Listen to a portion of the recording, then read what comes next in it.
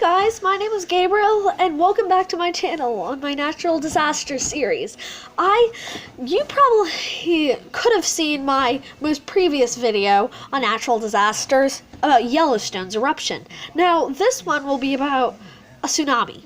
Now, there are many ways for a tsunami to be triggered, like an earthquake, like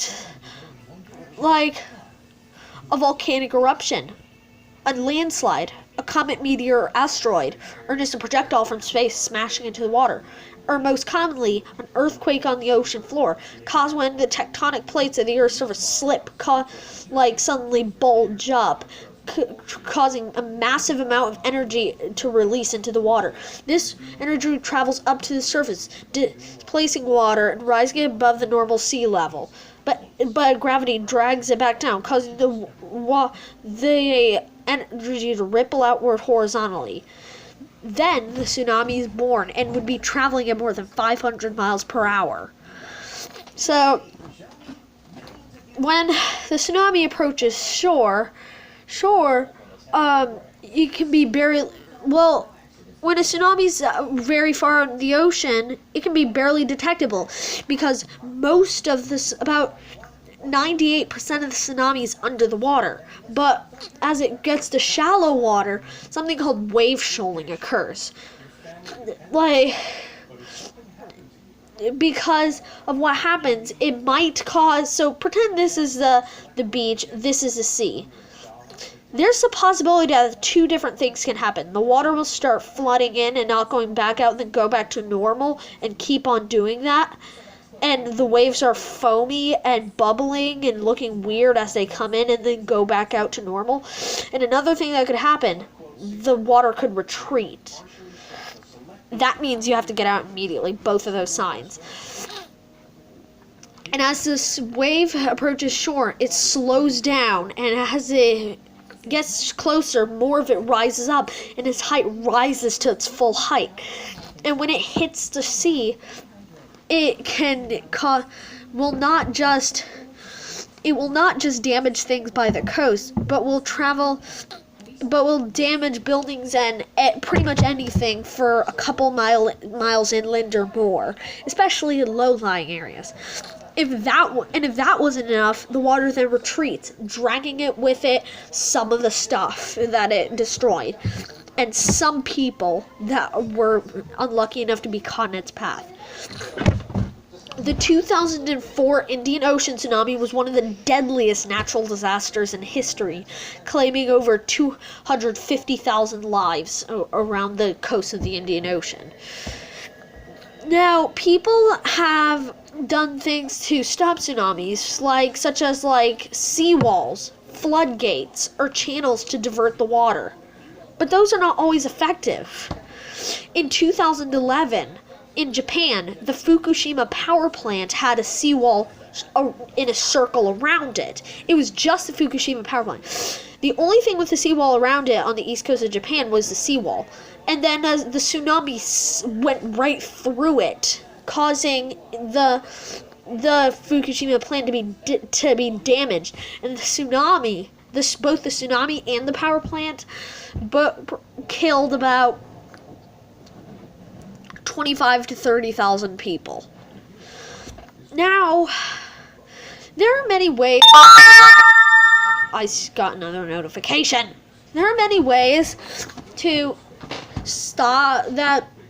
be safe from tsunamis. Now, there are warnings of tsunamis, like if you're at the coast and, like I said, the water is bubbly and foamy and weird waves are coming in, not going out, and then goes back to normal and keeps on doing that, you need to get out immediately. That's a warning. Another warning is if the water retreats. And another warning is if you're at the beach, you feel vibrations on the ground, you get warnings on radios or anything that there's a landslide or projectile heading towards the ocean, or if it says there's an earthquake offshore. Or another way to know if a tsunami is coming is if you're on the beach and out of nowhere warning sirens start wailing through the air. That's a sign you need to get the hell out. people think that the Japan tsunami in 2011 just affected Japan. It mostly affected Japan, but it also affected the United States, Korea, South America, partially, and the equatorial regions. Why is the dog snoring so loud? Now, some people have suggested ways for people to be able to be safe from tsunamis. Now, I'm on the same website I was on that I was for the Yellowstone one. I just remembered the name. It's like disaster safety. So here's one of the suggestions someone did. So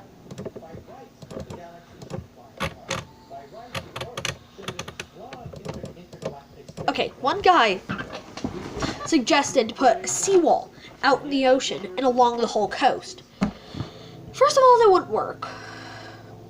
And want to know why that won't work? If the tsunami is moving with so much speed and so much force, it'll just go right through the wall. So, another thing that could happen is, like another guy also suggested, maybe dig many canals or channels to divert the water all along the coast. Oh my god, my scratch is itchy. That wouldn't work either, because channels to divert the water, if it's like an empty channel, although a lot of the water will fill the channels, the rest would just keep going inland further and further. That wouldn't be that effective.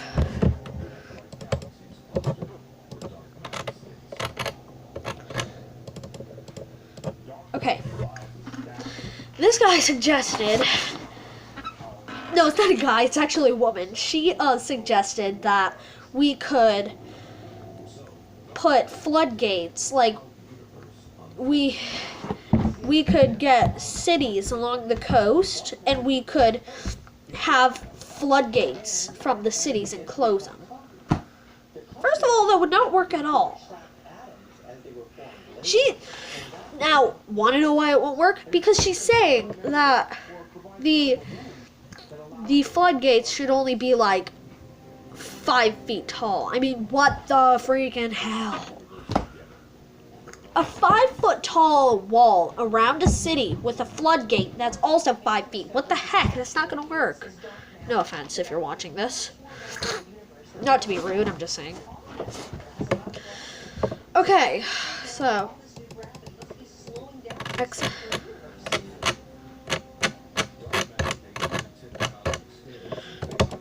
okay, this guy suggested, why are mostly men doing this, putting suggestions in the area that I'm in right now? So, he's saying along the coast of Japan in Tokyo, they should put seawalls, floodgates, and channels to divert the water. Now, I understand why he's saying that, because he wants there to be, because he's suggesting more protection, but also, he's suggesting the seawall be out in the ocean. The tsunami will just smash right through it, first of all. Second of all, he's suggesting the floodgates, again, to be a couple feet high, which won't work because the tsunami will just go right over it, or through it. And third of all, he's saying the channels should only be 5 feet deep. And then it goes inland and then stops 20 feet in. I mean, and he's saying many of them. And that won't work either, because the water will just fill it up before it's even close to finishing going inland. So, yeah. No offense either, but still. Also, that wouldn't be effective for the rest of Japan, because it would, be like, it would, none of those defenses that he suggested, because they're such small defenses, they wouldn't work. And also, even if they did work, they would only be working for Tokyo, not the rest of Japan. So, doesn't make any sense. I mean, what the heck? So, now I'm gonna look something up to tell you something. Distance from Tokyo.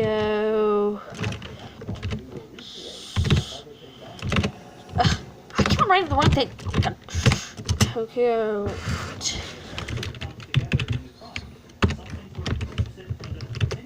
From Tokyo to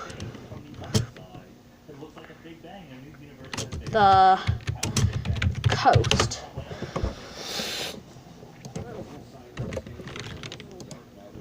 And why I'm looking this up is because one of the guys on this didn't.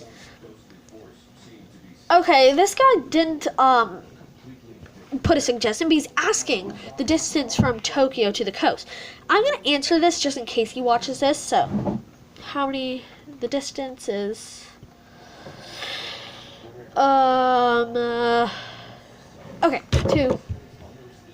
Just one sec. I'll do the east coast of Japan. To the east coast of Japan.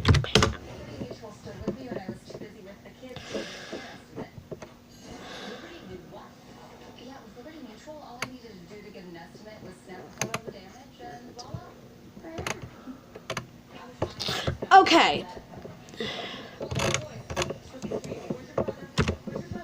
Okay. This is supposed. Okay, so it says it's only about a kilometer or two from the coast. A couple kilometers from the coast. Which is, if it's 5, it says it's about 3 couple kilometers. Well, not a couple kilometers because it's right next to the coast. So, it's right next to the coast. So, still. So, back to the website.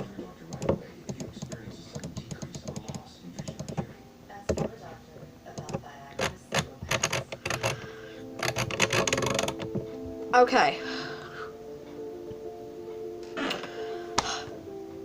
This guy's suggestion is totally stupid. Build. Okay, he said. I don't even want to read this from how stupid it is.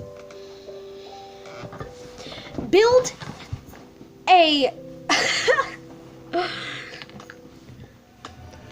Build a wall about a little bit less than a millimeter thick. A millimeter is close to it's pretty close to the width of the edge of the shot glass. So, hate that noise. I hate that scritching noise. So, that will not work because it'll just go right through. I mean, what the heck? No matter how big it is, it'll just go right through. I don't get some people. Okay, another suggestion is that we could put a, now, this website doesn't have any accounts, just to let you know. It says, at the top, type a profile name, and then just put in a suggestion or a question, and then enter, and it'll be up. So, you don't have accounts at all. So, there's a suggestion I'll put up. So, actually, wait one second. Yeah. Okay, just a second. See down. Okay. Okay, put in.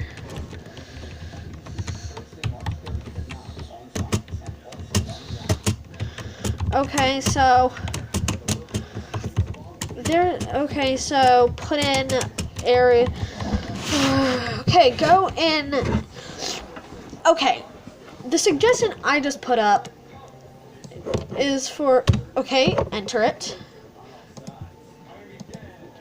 Well, I didn't put up a suggestion, but I made a little like document on Google Docs of what I should put. Well, I already did this earlier, so what I said is that to be safe from a tsunami, you should go inland as far as you possibly can. You should not waste any time at all. If you're in an area like Oregon, on Seaside, Oregon, and the Cascadia Fault suddenly ruptures, you would only have about 30 minutes, window of 20 to 30 minutes before the series of waves start to arrive. The ground would have barely stopped shaking before the first wave hits. As soon as the ground stops shaking, drop everything and head to high ground. And don't wait a second before fleeing. And if you're in Japan, if the fault that caused the Japan tsunami ruptures, then you will need to go as far inland as possible, as fast as you can. It will take a short period of time before the waves start to arrive, maybe about an hour to an hour and a half to 2 hours. You'll probably have plenty of time to round up your families, pack your cars, and head inland or to high ground. So you would be sort of safe. Now, if the same situation that happened in 2004 in the Indian Ocean happens, there aren't many. If you're in Thailand, on the coast of Thailand, there are super big hills you can climb. They're not mountains, but just really big hills. You can climb them to be able to get to safety, or you could just go inland as fast as you can. If you're at Banda Act, then when the earthquake occurs, you'd have difficulty standing if the earthquake's in the same spot as it was in 2004. My God, I wrote a lot.